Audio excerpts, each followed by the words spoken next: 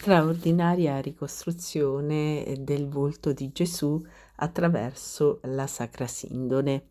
Salve a tutti carissimi, oggi voglio mostrarvi delle ricostruzioni del volto di Gesù che sono state fatte a partire dalla Sacra Sindone, che lo ricordiamo è perfettamente sovrapponibile ad esempio col volto santo di Manoppello, quindi con la famosa Veronica, no? Il famoso velo che secondo la tradizione reca impressa l'immagine di Gesù e che Gesù ha lasciato durante la sua salita al Monte Calvario. E una di queste immagini, la prima che vi mostrerò, è stata fatta da un disegnatore francese che ha disegnato appunto questo volto sulla base della sindone. La seconda è stata fatta invece tramite una rielaborazione del computer, rispettando quelle che sono le proporzioni appunto della sindone stessa. Bene cari, allora a voi insomma il giudizio circa una possibile veridicità di queste ricostruzioni, spero che vi commuovano come hanno commosso ed emozionato anche me. Vi ringrazio tantissimo carissimi, a presto.